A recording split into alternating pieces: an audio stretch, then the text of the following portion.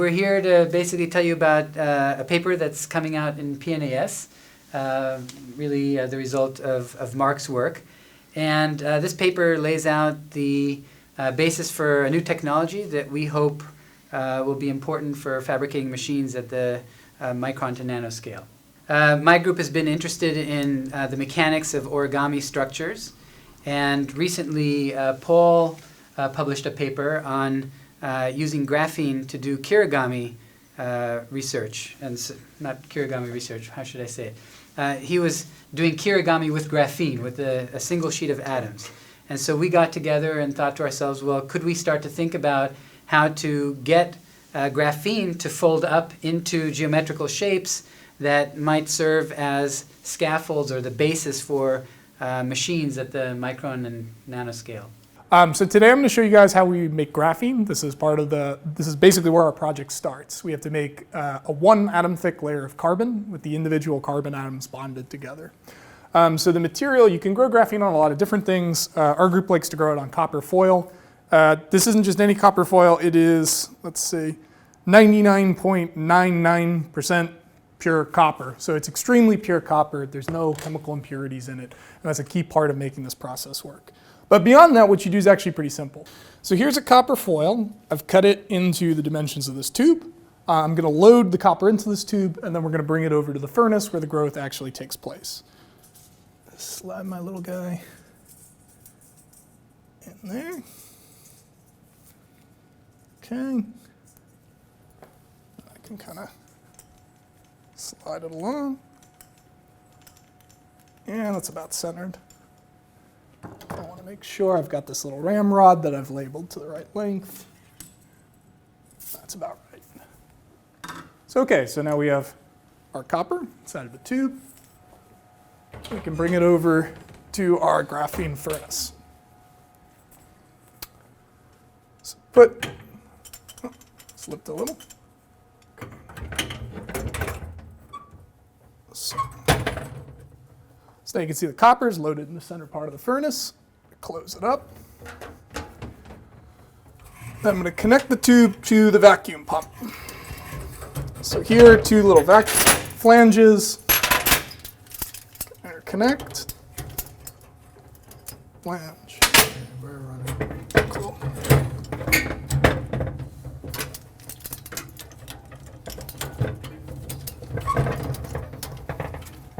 Okay, great.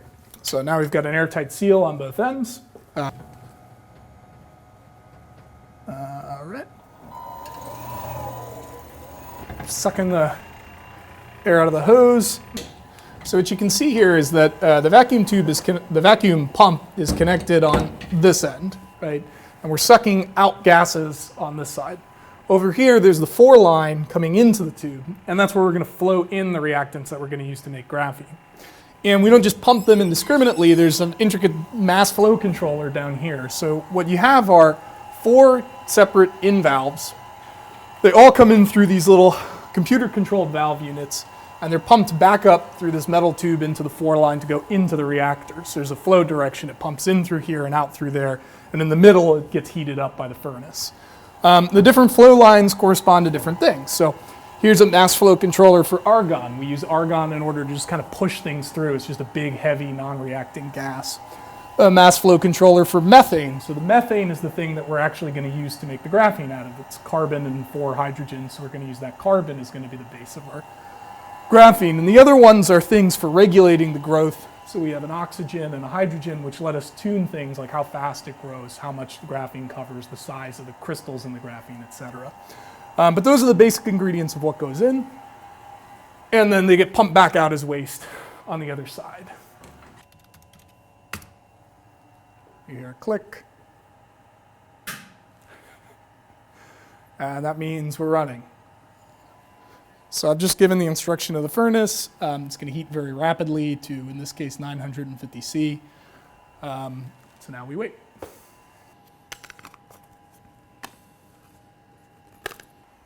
Let's see. Did we throw? Oh, wait, here we go. Yeah. So our furnaces come to temperature, we're at 950 C, and right now we're pumping the gases that are going to become the graphene inside. So you might be wondering, why are we growing with chemically pure copper? Why are you flowing methane? All this sort of stuff. It turns out that it has more to do with the copper. Copper is a very special property that carbon does not go inside of copper, won't do it. So when carbon lands on top, it tends to sit on top. And the way graphene growth works is it exploits that property. What we're doing when we pump the methane in on the one end, it's got carbon and then 4 hydrogens. When it lands on the copper inside the hot furnace, the hydrogens fly off, the bonds break, and the carbon gets left behind on the surface of the copper, where it can do nothing but diffuse around on the surface until it finds another carbon. When it does those two bond, and this process repeats and repeats and repeats until you have a single layer of carbon left on the surface. And so that's the magic that goes on behind to actually make the graphene grow 1 atom thick on top of this special material. You might be wondering, how do we know that the graphene grew? Right? What evidence is there that we have 1 atom thick layer of carbon on top of the copper? I'm going to show you a simple test that we often do in the lab to characterize that growth took place and how well and what happened. So if we take a piece of copper, so here's just a normal piece of copper without any graphene on it, and we put it on a hot plate in air. The hot plate's hot. It's at 231 degrees C. We let it sit there. Oh, yeah, you can start to see it's starting to turn colors. It's getting dark orange. Starting to turn red in the parts that are in contact. So what's happening is that the copper's oxidizing. It's becoming copper oxide. See, it's starting to turn dark penny type color. Maybe familiar with oxidized copper. It's roughly what's on the surface of a penny. If we keep letting it sit, it starts to turn black. And what you can see is that the whole surface is doing this. There's nothing that's protected. So here you can see this region that's been protected by the graphene. It's got that nice, shiny, clean copper. Okay, so now the next step, how do you get the graphene onto something that you want, right? We grew it on copper, but we're not going to make everything on copper. We want to put this on arbitrary different surfaces. So the method is surprisingly low tech, but it works really well. What we do is we take that copper and graphene foil and we spin a protective layer of polymer. It's basically acrylic on top. But it's very thin. It's only 100 nanometers, so that's probably like 1/10 of a hair or something like that in size. And what I'm going to do is I'm going to come in, and you can see them, they're floating in here. This is copper etchant. So we put that copper foil with the foil part down and the polymer part on top and the graphene in the middle into this copper etchant, and it dissolves out all of the copper underneath. And it leaves behind just a floating layer of graphene and polymer. And now we have to get it out of the copper etchant and then clean it off. So I've got this bath of water over here. And what I'm going to do, and you're going to be amazed, this is my magic trick, I'm going to dip in this glass slide, and then I'm going to pull out one of these little sheets.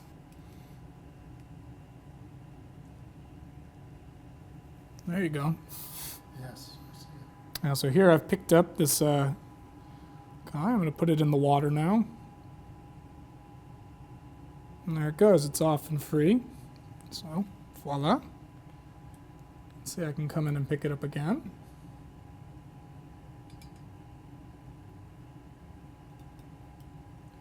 And there it is. Beautiful, that does show. Mm-hmm. But then you look at SEM, it's not. No, yeah, it's not covered in crap. It's fine. Okay, I'll wait for Charlie. I'll badge you in. Trust Alejandro, I'm going to run his. So we're going to tell this machine to deposit aluminum for about 200 seconds to give us our nice thin layer of aluminum. Now, in the actual fabrication process, that aluminum is what we call the release layer. It's a layer that we put on the bottom of everything, and then we build our devices on top. And the idea is that during the fabrication, you want everything stuck to your substrate so you can ferry it around from place to place to place, but at the end, you want them to float off and be freely deployed. And so the aluminum acts as this material. It's just a glue that holds everything in there during the fabrication. And then when we're done, we put the final chip into hydrochloric acid. It etches out all of the aluminum, and then the things get freed from the surface. Close these windows because we're going to be shooting metal, coating everything inside the chamber in just a second. Now the shutter's open, and this thing's going to run for 2 minutes or so. Do not want to open this without closing the vent. And so now we're sealed. I crack it. So now I'm pumping nitrogen back into this little box. And pop. Okay. Voila. You put in your piece of glass and out comes the mirror. Okay, cool. So this is going to be our substrate. We're going to do our growth on top of this, and we'll go to our next tool in the process, and that is the atomic layer deposition. So this is a tool. This is the tool that we use to grow the 2 nanometer thick layers of glass. So that's the basis of our bimorph, right? We have the graphene on top and the glass underneath, and that's what allows these things to fold. And 2 nanometers is a tall order, right? That's only 20 atoms or so of glass. So you need a very specific type of tool in order to get that kind of precision in the thickness of the film that you're trying to create. So that's basically what this tool is designed to do. It's meant to put down films with extreme control over the thickness by attempting to grow them 1 atom's worth at a time, or 1 component at a time. The way it works is kind of simple conceptually. You have 2 different chemical reactions that you alternate back and forth. And the way they work is the first reaction comes along and deposits something that can only attach onto the surface of the thing you're trying to grow on, but can't deposit any more than that. So that makes 1 monolayer. The second reaction comes along and reacts with that monolayer to film 1 layer of the material that you're trying to grow. And then you alternate that process. You go A, B, A, B, A, B, and it grows your film up 1 layer at a time. In truth, nothing really works that perfectly, especially when you're dealing with atoms. But when we tested this tool, we asked it to put down 20 cycles, so 2 nanometers worth of glass. When we measured the resulting film, it was almost exactly 2 nanometers. So at a 1 atom thick scale, it doesn't quite work out, but on average, it comes very, very close to asking what we're trying to have it do. That's why it's completely incredible, in my opinion. It again has a load lock. Everything in here, more or less, has a load lock. So if you come over here, you can see here's the tiny chamber. This is the thing that I'm pumping out to atmosphere right now. It's sealed off from the main chamber where the reactions all take place.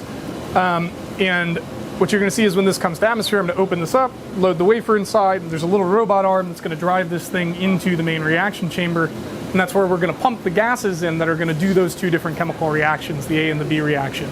And you'll hear this machine when it's running, it's going to sound like it's doing a Darth Vader impersonation. It'll go click, click, and that's the sound of the first gas being pumped in, a vacuum line opening, pulling out the remainder, and second gas being pumped in, and back and forth and back and forth. And that sound is very cyclic, 1, the other, 1, the other. That's the film being built up 1 atom at a time. Open up my load lock, put in our wafer. You can see I'm aligning it to these pins. Close it up.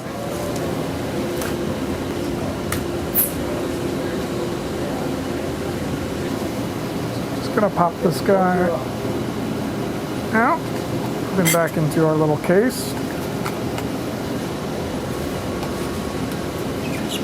There's the chamber. And the polymer in the water, if the water's in between, it won't stick well. So that's an issue, right? We want the pattern to stay stuck down to the wafer while we do the rest of our steps. So what you do is called priming. You spin a chemical on top that essentially acts to remove the water from the surface and give it a good, nice film that the resist is going to want to stick nice and tight to. So let's see. I'll show you. Inside each of these racks are all sorts of different photoresists. All of these are different chemicals that are essentially sensitive to light. And they're the basic thing that gets spun on top and patterned in order for us to transfer a specific image or a specific pattern into the material that we've deposited previously. So I'm going to use this one here. It's a Shipley 1813 photoresist. You'll find that most of the chemicals in clean rooms have weird proprietary names that are numbers, but that's what it is. Okay. Come in with my tweezers. Okay, here's our wafer. It's all primed and ready to go. I'll load up our spin recipe. Okay, so I'm going to spin it at 3,000 RPM. It's going to ramp to that speed of 500 RPMs, and it's going to do this for 45 seconds. So the first thing I do is I place the wafer onto this little, it's called the chuck. It's this plastic thing in the center. And you can see in the middle here there's a hole that's a vacuum line, so it's going to pull out the air, and that's how it grips onto the wafer. We have to make sure it's centered so that we get a nice uniform film. So you bring in your centering tool, line it up, pop that out, hold, and then we can check the centering and see how well we did. So that's way off. So not even close.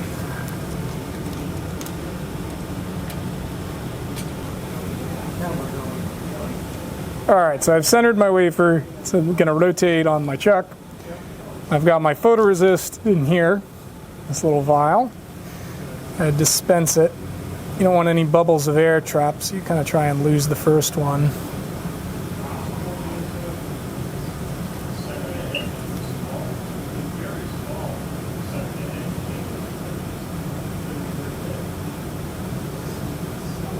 So this is going to be terrible, but spin it out flat.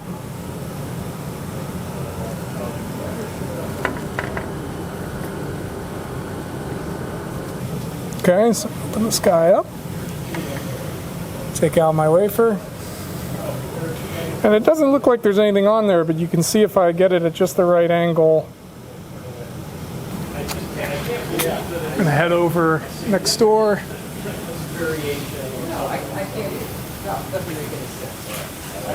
So this room is full of a technology called mask aligners. These are a particular class of mask aligners. They're called contact aligners. The basic thing that the mask aligner does is it allows you to bring different layers of patterns into registry with each other, into alignment.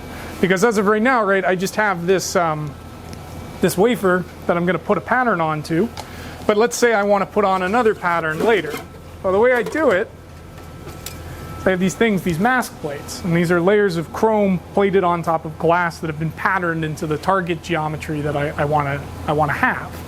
Now, if I just have this and I have something I've already been building on this, I need to register them both in terms of the XY positions and in terms of rotation, and that's what these tools are designed to do. So they're kind of the old school way of doing this. There's fancier ways now, but they're also hardy and robust and fun to use, so we'll use them today. So you can see, sit down here, I have 3 different knobs that I can play with. This moves the stage in this direction, moves the stage in this direction, and this one rotates it back and forth like that. And what I'm going to do, what I do is I place the mask into the top component here, press this button, and there's a vacuum, again, that's gripping the mask and holding it into place. I take out my wafer, I place it onto the substrate, and I turn on a vacuum, so now there's again a vacuum gripping this object, holding it into place. Bring the mask down. And now normally, what I could then do is move these things into alignment, bring the mask up.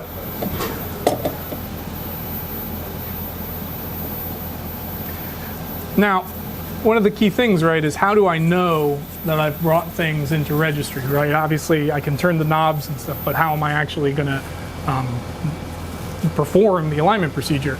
And each of these machines has some form of this. This is a microscope. In this case, it's 2 different ones, and they're each connected to these 2 separate video monitors. And what I would do is, if they are actually doing a mask alignment, is I'd be able to move these monitors back and forth until I find 2 specific marks that I pattern onto the substrate called alignment marks. And they allow me to figure out when they're registered to each other, they have a particular shape. So you imagine like squares with a target inside the center or something like that, some variation. I bring one into registry, and then I try and bring the other into a registry using my 2 cameras and my knobs. And that's the basic tool of aligning masks. I have my photosensitive film. I've got my negative, which more or less, although in this case it's going to transfer the image exactly. And now I've got my way of exposing it, my light source. So I'm going to hit go here, and what you're going to see is this, this head is going to slide over. You hear that click, and the mirror is going to come out of alignment, and the UV light's going to flood the substrate, flood the thing I'm trying to pattern. Click. It's going to go for 3.6 off. With flash, the whole wafer's done. Yeah, exactly. Now this is an amazing part about photolithography too, right? it's a massively parallel way of making stuff. So complexity is basically free once you have the mask. There could be one thing I'm trying to build, there could be 100 million things I'm trying to build, and it all takes 3.6 seconds. Flash, done. It's part of why, you know, you can do things like make massively complicated electronics. Once you have this master, the cost of building for higher complexity is basically free. All right. So now I develop this guy. All right, so now I've got my my wafer. It's got the photoresist on it, and I've transferred the pattern by using that UV light on the mask. All that's left is I want to remove all the photoresist that saw the UV light. This is for this particular resistance. So there's going to be everything that was shadowed by the mask is going to remain. Everything that was dosed with the bright blue light is going to go away. And for that we need this chemical. It's called the developer. It's essentially just a strong base. And what it's going to do is when it comes in contact, it's going to strip it away. So I'm putting it into this machine. It's essentially a robot. It's going to do all the development for us. Okay, and what you can see is I've got a wafer. It's being held by these 3 pins, and it's on this little chuck. The chuck's going to spin again, some 100 or so RPMs, and these jets are going to blast it with both developer and water to first develop it and then halt the process, and then finally it's going to spin itself dry. It's going to hit go.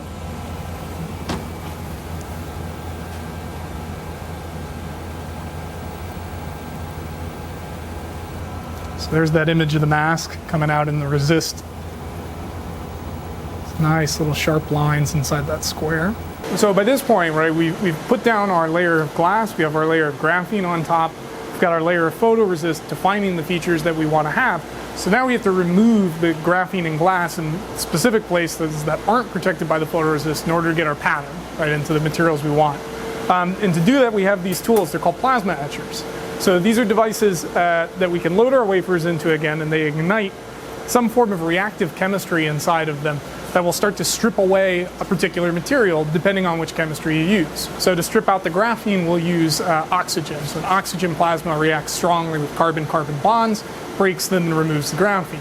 To remove the glass, we'll use carbon tetrafluoride. So that type of plasma reacts strongly with glass and strips that component away. Our films are extremely thin, right? Graphene is only 1 atom's worth of carbon, and our glass is only 2 nanometers thick. It's 20 atoms. So the etch times that we have to use for these plasmas are essentially seconds worth. This film's just gone more or less the moment the plasma clicks on. It's that reactive. I think that's more or less our story. And this is something, you know, you rinse and repeat, right? So for each layer that you want to add, you'd run this process, some version of this process again. You'd deposit material, put photoresist on, remove some component of the material until you finally have all the little layers that are going to go ahead and make, in our case, our origami machines, but more generally, whatever small scale structure you want to build.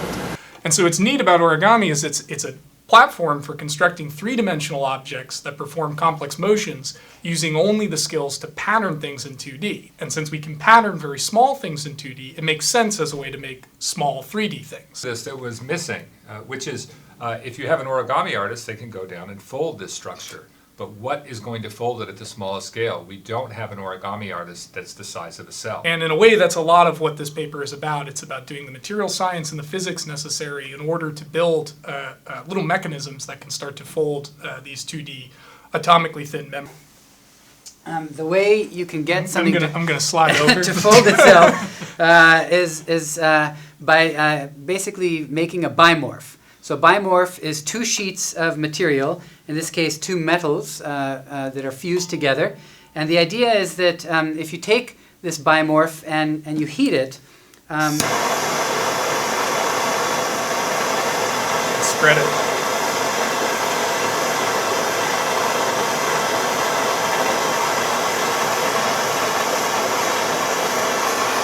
I guess I just want to do it on one side, right? There we go. Yeah, you can do both. Okay, and I have a cup here to bring it back. That didn't work quite as well as I thought it would. Okay, but the idea, maybe I do it at the tip later, but the idea then is that by essentially either heating or expanding one of the materials relative to the other, you can get something to bend. All right? And then the way that you can create a fold is by patterning on top of this bimorph rigid panels and then the bending is restricted to the area in between the panels. And so this is the achievement that Marc made, was he made a bimorph, the world's thinnest bimorph, out of a single sheet of graphene and 2 nanometers of silicon oxide that was fused to it. It turns out that the technology that basically made this possible, iPhones, or at least the screens of iPhones possible, is something called Gorilla Glass. And the way that they make Gorilla Glass is they infuse soda lime glass with potassium ions. And when the potassium replaces the sodium, it locally expands. And what that does to the glass is it compresses everything, right? Because you don't allow it to expand past the boundaries. So it's all compressed, which means that when you put a little scratch in it, it expands into the scratch rather than pulling on it and shattering. And so we're using this same idea, but in this case, because there are no boundaries to our bimorphs, they basically expand the glass. And so the glass expands and the graphene stays the same length, and that's what creates. And what we found out, which is kind of cool, is that in water, glass can also have ions go in and out. So for example, we found out that salt, so sodium, and acid molecules, so water with a hydrogen attached, can also go in and out of glass. And it turns out that the acid molecules are almost exactly the same size as the potassium ions. And so when they exchange, when you put those acid molecules inside, they'll also produce a stress which is almost exactly the same as the scale of the stresses that you see in this phone. Okay, so at this point we have our sample, which we've made at the CNF. It's got all of our little devices and things that we want to test. But we can't test them at the CNF. They don't have specialized enough equipment for doing the kinds of experiments we're interested in. So at this point we come back to our probe station that we've built, load it on, and this is where we're actually going to do our experiments. And what we have here are a variety of different kinds of hammers, ways of poking, prodding, testing our experiment. The main workhorses are these kind of 3 little robot arms. And each of these devices is computer controlled. It's a little tiny, see I'm lowering the height on this right now. I can bring it back up. I can move left, right, etc. On full 3 dimensions of motion. And so normally there'd be a little probe arm, a little piece of metal attached to the tip of this. And this is a prod. We can come in and poke it, move things around, etc. Okay, so once we have the devices in our probe station, we have a series of robotic arms that we can use to poke and prod them. So here I've got one of these arms and I'm pushing at a hinge. This is a graphene glass bimorph bent at 90 degrees, holding 1 pad vertical.